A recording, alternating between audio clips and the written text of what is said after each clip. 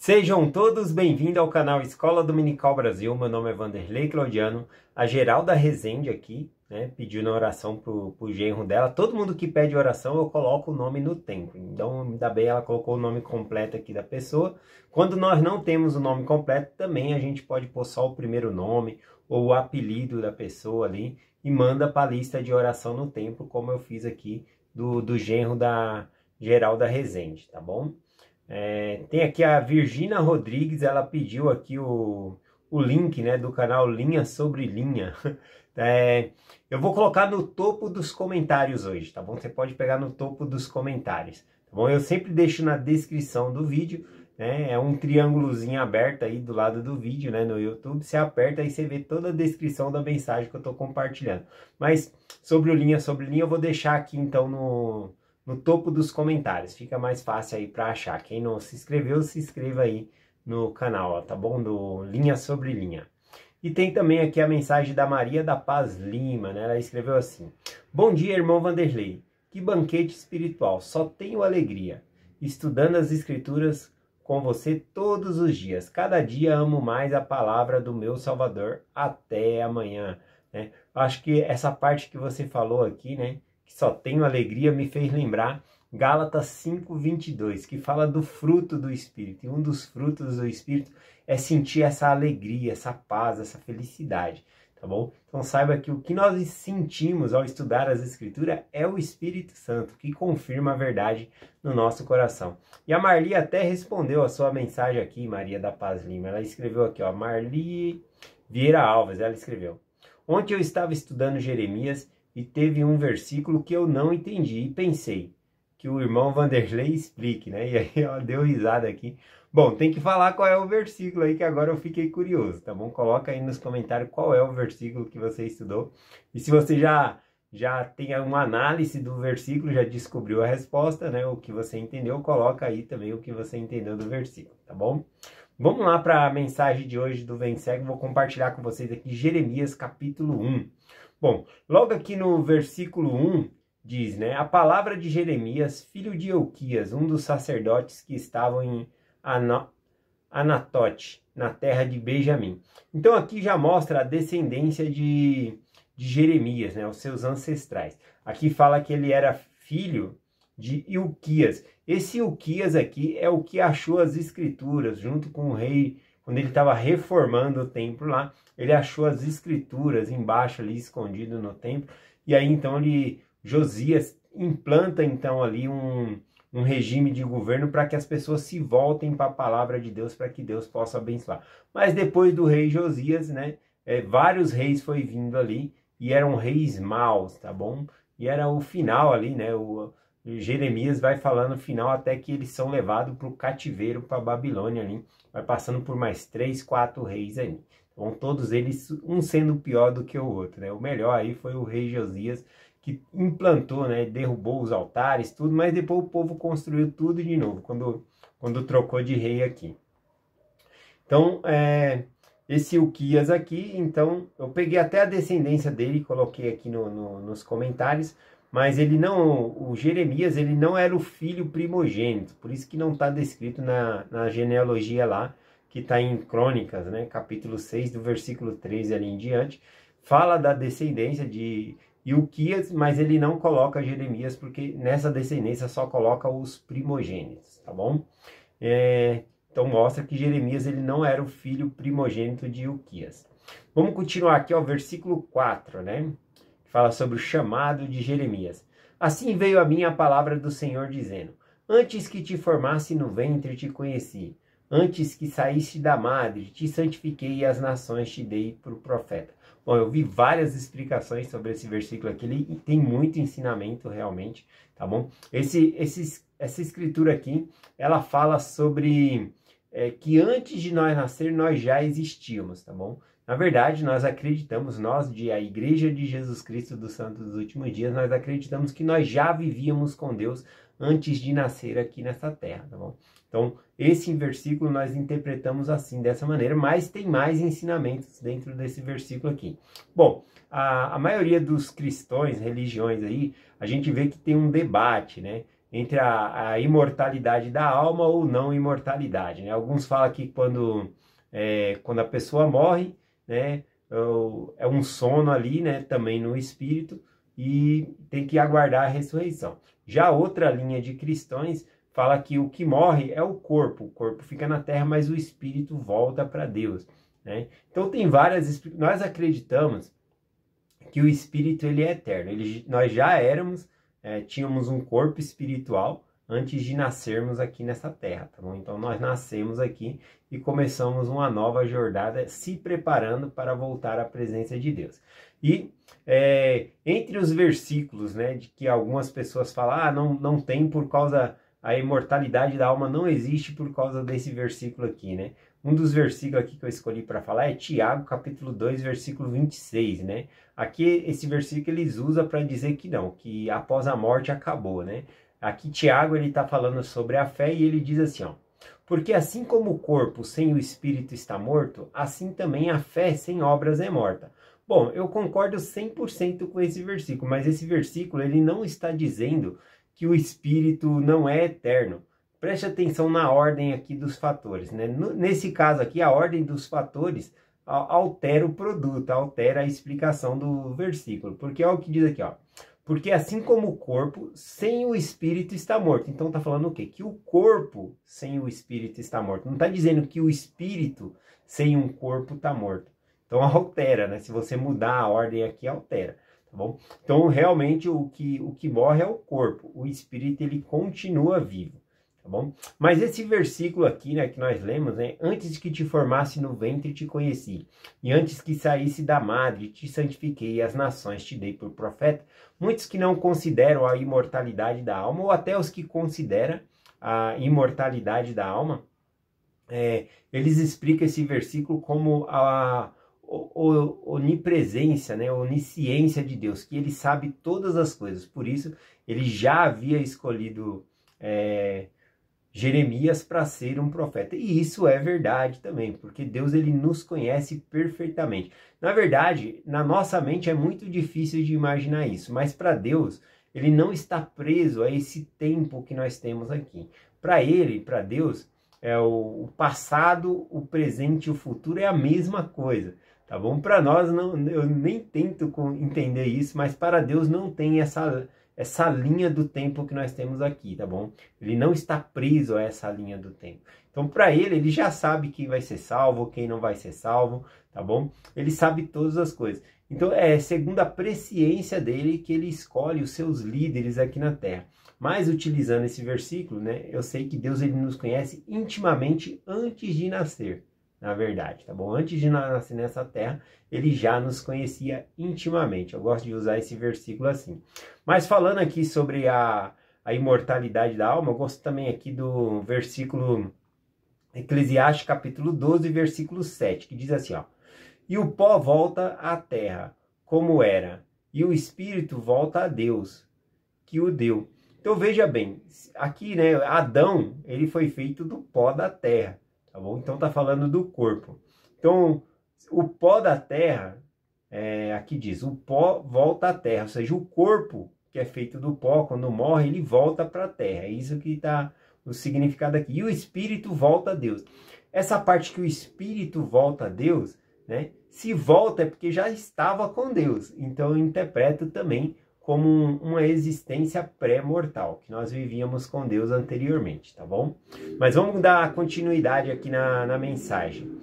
Aqui, então, nós vimos sobre o chamado de Jeremias, que ele foi comunicado aqui na terra, mas ele foi chamado antes de nascer, antes de se formar no ventre ali, ele já tinha sido chamado por Deus para ser um profeta aqui, tá bom? Para as nações. Vamos continuar aqui o versículo 6, versículo 6 aqui. Diz assim: e então eu disse, né? Quando Deus chamou ele, ele disse: ah, Senhor Deus, eis que eu não sei falar, porque ainda sou um menino, né? Aqui o sentido que ele está falando menino no hebraico é um jovem, né?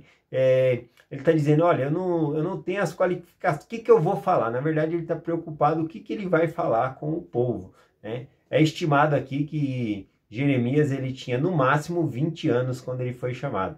e o mínimo ali entre 12 anos. Então, de 12 a 20 anos, esse foi aí dentro desse período que foi o chamado de Jeremias aproximadamente. Então, ele era muito jovem e ele ficou receoso, mas o que, que eu vou falar para esse povo, né? E aí o Senhor, então, ele também, esse versículo mostra que a pessoa se sentiu incapaz, né? Muitos de nós se sente desqualificado quando recebemos um chamado de Deus para pregar, para dar um discurso, para dar uma aula. A gente às vezes se sente aí desqualificado, né? Aliás, todos os homens, quando Deus ele dava uma missão ali, eles se sentiam dessa maneira. Moisés, teve Isaías se sentiu desqualificado, temos Gideão lá também. Gideão falou: eu sou o menor da casa de meu pai, né? Ele era da tribo de Manassés ali. Como o Senhor está chamando a mim? Então a pessoa se sente desqualificada ali, mas Deus ele capacita a pessoa para fazer aquilo que ele pediu, né? Então vamos falar sobre a qualificação. Deus chama e ele mesmo ele qualifica. E é muito importante, né, o Senhor chamar também pessoas que não estão capacitadas, porque mostra que a obra é do Senhor, né? A pessoa tem que confiar em Deus para que a obra saia certa, tá bom? Então é isso, né? Às vezes vai chamar alguém que já sabe, a pessoa vai querer fazer do jeito dela ali. Então, na verdade, a gente vê que quando Deus chama, sempre aquelas pessoas ali se sentem desqualificadas, tá bom? Vamos continuar aqui no que ele disse, versículo 7. Porém, disse o Senhor: não digas que és um menino, porque onde quer que eu te enviar, irás, e tudo quanto te mandar, falarás. Não temas diante deles, porque eu estou contigo para te livrar, diz o Senhor. E estendeu o Senhor a sua mão, e tocou na boca, e disse o Senhor: eis que te ponho as minhas palavras na tua boca. Então, ele falou: não se preocupa, Jeremias, você não é para você só ir lá e explicar para as pessoas, você vai falar o que eu te disser. Então, Deus colocava as palavras dele na boca de Jeremias, né? Aqui é um simbolismo, quando Deus fala que tocou na boca dele, é porque a mão do Senhor está indo pela boca de Jeremias. Jeremias iria falar aquilo que era a vontade do Senhor. Então aí tira esse receio aqui de Jeremias, né? Porque agora ele vai saber o que falar, porque Deus vai colocar na boca dele as palavras. E aí aqui vem as instruções, né? No versículo 11, diz assim, ó: veio ainda a mim a palavra do Senhor dizendo: que vês tu, Jeremias? E ele disse: vejo uma vara de amendoeira. E disse o Senhor: bem viste, porque velo pela minha palavra para cumpri-la. Essa parte aqui, amendoeira, né, no hebraico, ela tem um significado, ela vem de uma raiz de cuidar, tá bom? Então ele está falando que a palavra do Senhor, né, é como essa amendoeira que vai cuidar, que vai fazer. Ele mesmo dá o significado aqui, ó. Quando ele fala amendoeira, no versículo aqui ele fala aqui, ó: porque velo por minha palavra para cumpri-la. A própria palavra do Senhor, essa palavra amendoeira, significa que ele faria cumprir as palavras que ele colocaria na boca de Jeremias, tá bom? A gente deve se lembrar lá do episódio em Números, capítulo 17, versículo 8, que é quando várias pessoas queriam ser líder, né, em Israel, e aí Moisés falou: todo mundo traz uma vara aqui. E a vara de quem florescer, esse que Deus escolheu para ser o líder, né? Na verdade, só quem ministrava o sacerdócio e fazia os holocaustos, os sacrifícios ali, era a tribo de Levi, né? A qual quem estava regendo as tribos de Levi ali, que estava como líder principal, era Arão, que era da tribo de Levi ali. Então, justo qual vara que floresceu, né? Quem seria a vara que florescesse seria o líder ali. E floresceu a vara de Arão, que era uma vara de amendoeira. E ela floresceu, saiu flores e também deu frutos. E essa parte, essa vara de amendoeiras, que era de Arão ali, né? O que ele fez? Foi colocada essa vara dentro da Arca da Aliança. Dentro da Arca da Aliança, então, ficou as tábuas da lei, né? Ficou um pote de maná, como testemunho que Deus alimentou o seu povo. E também essa vara de amendoeira, que significa que Deus que escolhe o líder. Né? Deus que escolhe o líder para alimentar, para cuidar do povo. Então essa palavra amendoeira tem todo esse significado aqui, de cuidar e alimentar. tá bom? Então aqui o Senhor falou que a palavra dele, né, como amendoeira aqui, ele deu uma visão, aliás, aqui para Jeremias, e ele falou: veja uma vara de amendoeira. Ele falou: assim como essa vara de amendoeira, eu cuido e velo da minha palavra, né, para que ela aconteça na boca aqui, por meio da sua boca. Então tem esse significado aqui. Vamos continuar aqui o versículo 13. O versículo 13 aqui diz assim: veio a mim a palavra do Senhor pela segunda vez, dizendo: que vês tu? E ele disse: vejo uma panela fervente, cuja face está para o lado do norte. E disse-lhe o Senhor: do norte derramará o mal sobre todos os habitantes da terra. E aí, qual que é o significado dessa escritura aqui, né? Bom, a panela fervente aqui, né? Não tem mal nenhum numa panela fervendo, se tiver um caldo, alguma sopa ali. O problema é que diz que essa panela está virada para o lado do norte, ela vai derramar o mal. Então o significado é uma panela realmente fervendo e ela se derramar sobre a pessoa. Aquilo vai causar uma queimadura, vai causar um mal. Então é esse o simbolismo aqui que ele está usando, né? Essa panela fervente derramando do lado do norte sobre eles, seria então o mal que cairia sobre o Jerusalém ali, sobre a tribo de Judá dessa vez, tá bom? Então, outra coisa aqui que nós podemos interpretar também sobre essa parte aqui dessa panela fervente vindo do norte, né, que nem está escrito aqui, nós sabemos que Jeremias ele profetiza que a Babilônia vai vir sobre eles, né, e dominar eles. Então por isso que fala que vai vir do lado do norte.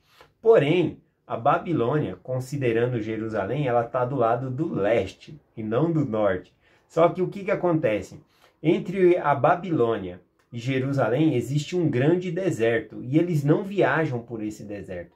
Então a Babilônia, para chegar até Jerusalém, ela vem pelo norte, né? Ela vem, passa pela Síria, passa pela Assíria, depois a Síria até chegar em Jerusalém. Então os ataques vai vir realmente do norte, é esse o significado dessa panela fervente vindo, né, virada do norte para eles aqui. Algumas explicações aí que as pessoas dão, falam: é o reino do norte, mas o reino do norte já não existia mais, porque foi levado cativo pela Assíria, né? Quando no tempo de Jeremias, o reino do norte ali já não existia mais, da casa de Israel já havia sido levado, tá bom? Outra coisa aqui também, eles sofriam ataques do lado do sul, que era do Egito, tá bom? O Egito ficava no sul e sofria um ataque ali. Ao dizer que o mal viria do norte, significava que não seria do Egito, e sim da Babilônia.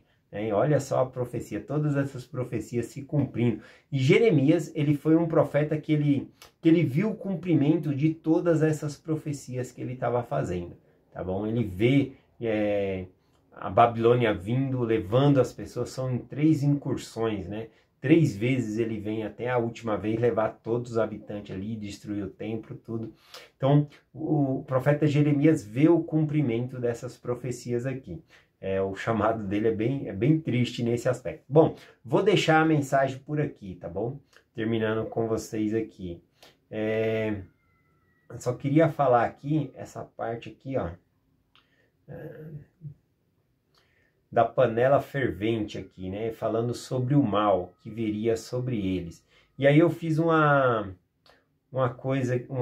parte aqui, né? Que o mal vem sobre eles por causa da ausência de Deus, tá bom? A ausência de Deus causava esse mal. Então, quando Deus deixava o seu povo sem a sua proteção, esse mal vinha.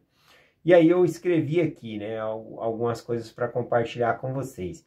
Primeira coisa que eu tinha colocado aqui é dizer, o mal, verdadeiramente o mal não existe. O que existe é a ausência de Deus. Quando as pessoas estão ausentes de Deus, elas se tornam má. Então, quanto mais afastado a pessoa está de Deus, mais má a pessoa vai se tornando. Então, a pessoa precisa estar próximo de Deus para se tornar melhores pessoas, né? E aí eu coloquei o comentário aqui que o peixe, né? O peixe ele não vive fora da água. Então, se tirar o peixe da água, ele morre. Uma árvore também. Se você tirar a árvore da terra, ela para de receber os nutrientes ali, vai secando e morre também. Nós a mesma coisa, se nós se separarmos de Deus, nós sofremos uma morte espiritual. Então nós precisamos estar com Deus. Então veja que para vir o mal sobre nós, basta a gente não estar com Deus. Então a gente precisa estar com Deus sempre. Eu acho que eu vou compartilhar até essa mensagem amanhã com vocês. Bom, mas falando aqui, né, eu vi uma mensagem no YouTube muito bonita, falando sobre essa mensagem aqui, dizendo o seguinte, que quando Deus ele quis criar os peixes, ele falou com a água. Quando ele quis criar a vegetação, né, relvas, flores, árvores, ele falou com a terra. Quando ele foi criar o homem, né, ele olhou para si mesmo, né, e falou no plural, né, façamos o homem conforme nossa imagem e semelhança. Então, assim como os peixes não podem viver fora da água, assim como a árvore, arbusto, flores não podem viver fora da terra, o homem, né, a humanidade, elas não podem viver sem Deus, porque isso é morte espiritual. Tá bom? Que possamos estar sempre próximo do Senhor. É essa mensagem que eu compartilho com vocês. Em nome de Jesus Cristo. Amém. Até amanhã.